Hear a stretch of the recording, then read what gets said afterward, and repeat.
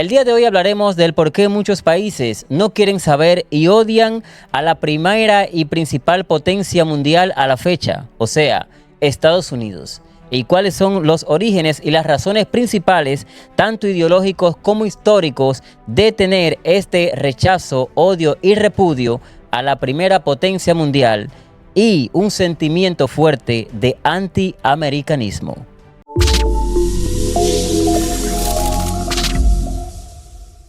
El antiamericanismo es un fenómeno complejo que ha evolucionado a lo largo de la historia y que se manifiesta en diversas regiones del mundo, desde Oriente Medio hasta Sudamérica, pasando por partes de Europa y Asia, donde existen un sentimiento negativo hacia los Estados Unidos.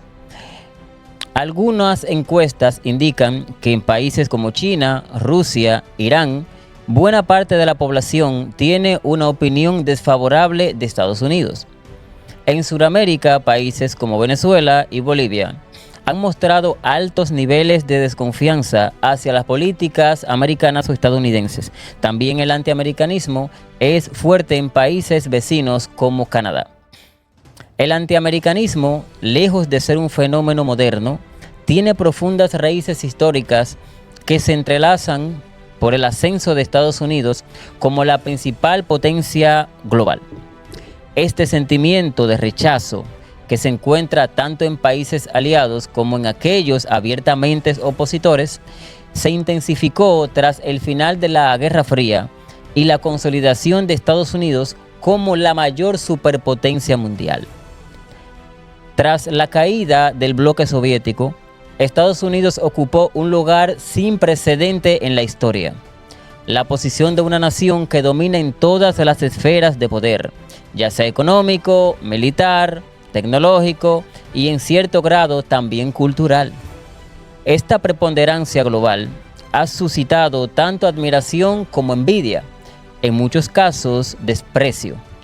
Pero el rechazo a Estados Unidos a veces está basado en contradicciones y paradojas que no siempre responden a una lógica coherente. De hecho, a menudo los países que critican el unilateralismo o el imperialismo de Estados Unidos, como le llaman, han sido beneficiados de intervenciones estadounidenses en algunos momentos de crisis.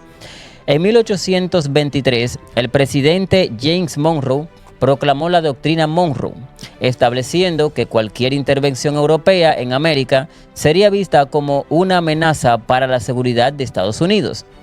Aunque inicialmente buscaba proteger a las nuevas naciones independientes de Hispanoamérica de la recolonización europea, con el tiempo se convirtió en una justificación para la intervención estadounidense en la región. Podría ser Venezuela.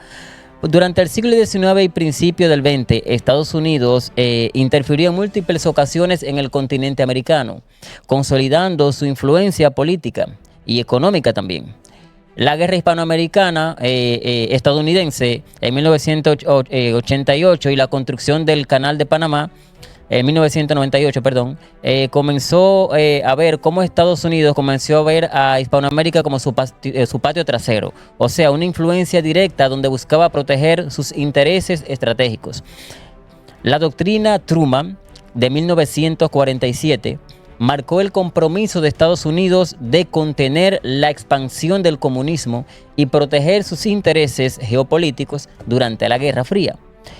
Basándose en este principio, Washington brindó apoyo económico y militar a diversos gobiernos con el fin de frenar la influencia soviética. Un claro ejemplo de esta estrategia fue la ayuda financiera y la instalación de bases militares en Grecia y Turquía, que buscaban salvaguardar la estabilidad de la región y mantener a raya a la Unión Soviética. La creación de la Organización del Tratado del Atlántico Norte en 1949 se inscribió dentro de esta misma lógica de contención. Este enfoque llevó a intervenciones políticas y militares en todo el mundo, desde el respaldo a regímenes anticomunistas hasta la participación directa en conflictos armados. Entre las intervenciones más notorias figuran los golpes de Estado y el apoyo a dictaduras militares incluso. En 1954, la CIA dio el derrocamiento a Jacobo Arbenz en Guatemala. en 1973, apoyó el golpe militar contra Salvador Allende en Chile, que dio paso al régimen autoritario de Augusto Pinochet.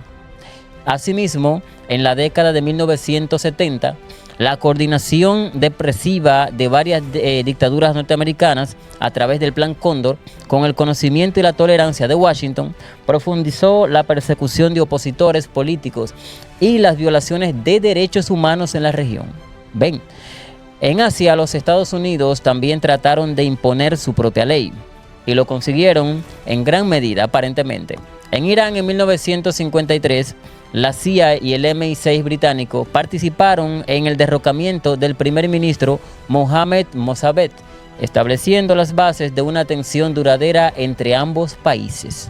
Aunque Mossadegh no era comunista, la inestabilidad política y la cercanía geográfica con la Unión Soviética generaban preocupación para Estados Unidos. Pero a nadie se le escapa que los intereses petroleros jugaron un papel crucial en la operación.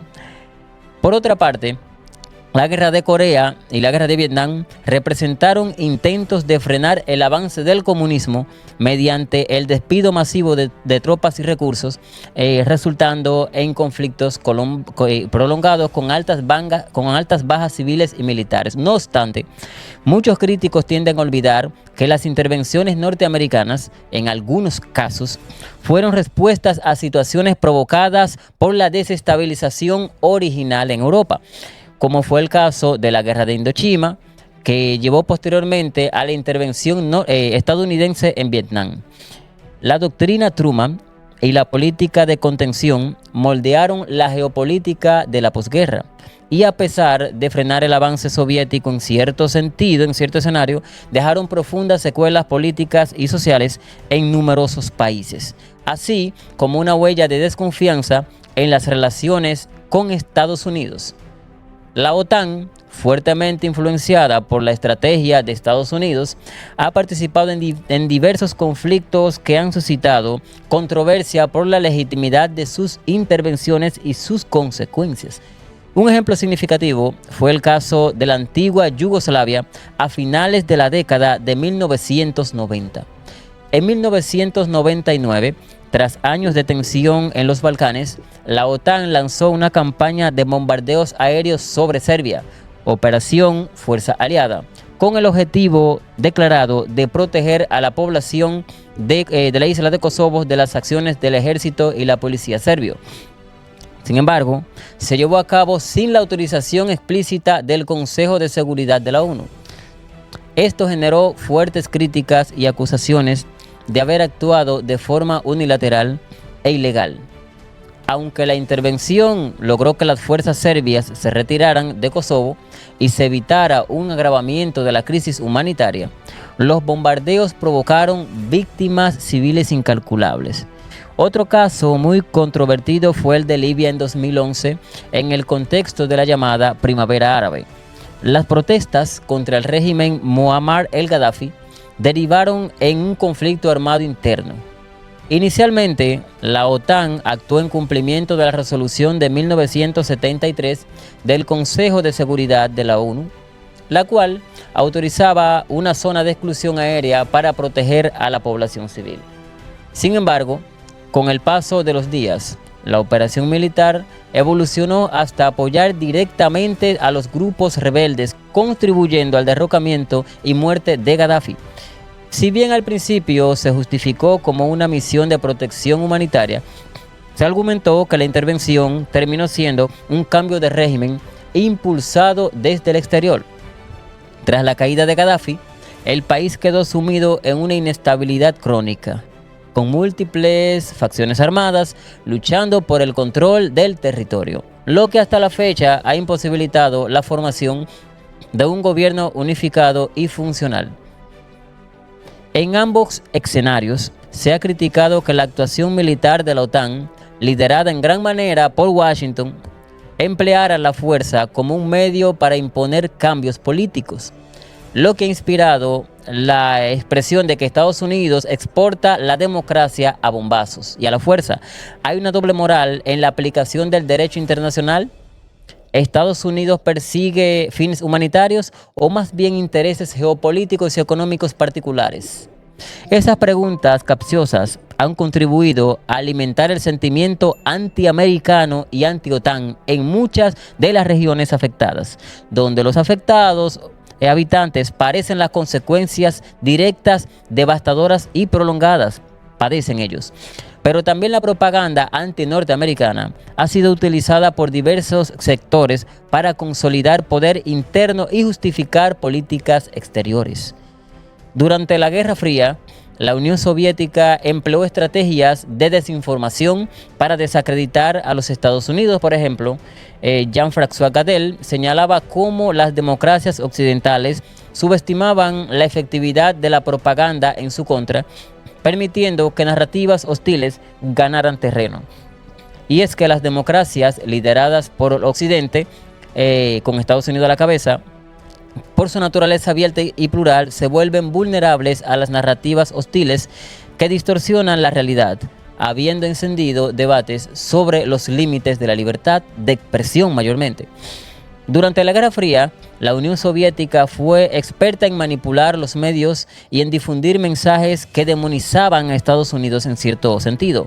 Y hasta hace muy poco, medios de comunicación de la Federación Rusa, como Sputnik y RT estatales, han jugado un papel significativo, desestimando las acciones de Estados Unidos. Tras las acusaciones de desinformación y propaganda, varios países cortaron la señal de estos canales. Sin embargo, Moscú ha basado sus estrategias y ahora coloca influencers para dirigir su mensaje a audiencias más jóvenes en estos tiempos. Estos prescriptores influyen en la opinión pública al presentar datos favorables a los intereses rusos, perjudicando a Estados Unidos y a sus aliados. Estas tácticas permiten esquivar restricciones y aprovechar la naturaleza viral de las redes sociales para amplificar su alcance, influyendo en la opinión pública internacional, exacerbando divisiones internas y debilitando la posición de Estados Unidos y de Occidente en el escenario global. La capacidad de estas estrategias para moldear percepciones demuestran la importancia de la información en la geopolítica moderna. Los mensajes contra Estados Unidos van dirigidos mayormente tanto a la izquierda como a la derecha política, ambos por igual, siempre intentando ensanchar la polarización, especialmente entre la extrema izquierda y la extrema derecha. A la izquierda se le suministra odio a Estados Unidos, principalmente por su papel como defensor del capitalismo y el liberalismo económico, instando a Estados Unidos como un monstruo sin alma que representa el peor aspecto de la regulación, la explotación global y el imperialismo económico, como se conoce. Y se le vende a la derecha como que Estados Unidos es el mayor símbolo de la decadencia cultural de Occidente, al caer en el individualismo extremo, en el libertinaje y el rechazo de los valores tradicionales. Muchas figuras han contribuido a cuestionar las acciones y políticas de los Estados Unidos, tanto dentro como fuera del país. Vamos a centrarnos en tres. Julian Assange, australiano, fundador de Wikileaks, publicó en 2010 una serie de documentos clasificados que revelaban detalles sobre las operaciones militares de Estados Unidos en Irak y Afganistán, así como cables diplomáticos.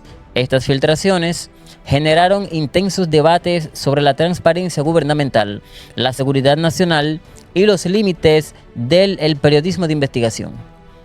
Edward Snowden, ex contratista de la Agencia de Seguridad Nacional, reveló en 2013 programas de vigilancia masivos llevados a cabo por el gobierno estadounidense.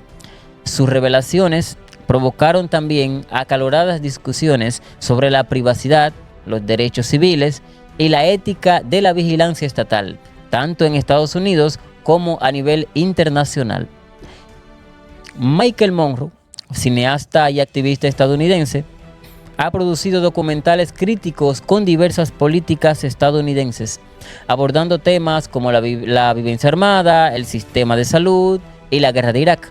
Sus trabajos han generado mucha polémica y han influido fuertemente en la opinión pública sobre este tipo de asuntos, aunque las acciones de estas figuras han sido definidas por algunos como actos de eficiencia y transparencia, otros las consideran perjudiciales para la seguridad nacional y la imagen del país en el extranjero, especialmente en el caso de Snowden y Assange, ambos en la órbita rusa. Las teorías de la conspiración han desempeñado un papel crucial en la difusión del antiamericanismo, alimentando la idea de que una oligarquía en la sombra, con sede en Estados Unidos, controla el destino del mundo. Según estas versiones, figuras poderosas y grupos electos como Counting Relation, una comisión de encuentro Bilderberg, manejaba los hilos del mundo a espaldas de la opinión pública.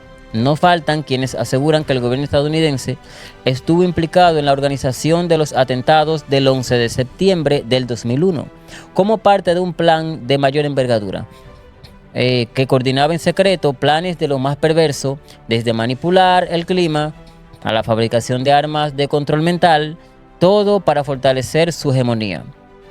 Estas teorías disparatadas, a menudo difundidas en redes sociales como X, Telegram, WhatsApp, por gente poco informada, pero siembran la desconfianza en las instituciones estadounidenses, por la que algunos aprovechan estas teorías para socavar la credibilidad de Estados Unidos y promover los intereses de sus amos. Más allá de las consideraciones políticas y militares, existen factores culturales y económicos que alimentan el antiamericanismo. La globalización ha llevado a la expansión de la cultura de las empresas estadounidenses, lo que algunos perciben como una amenaza a las identidades nacionales y locales.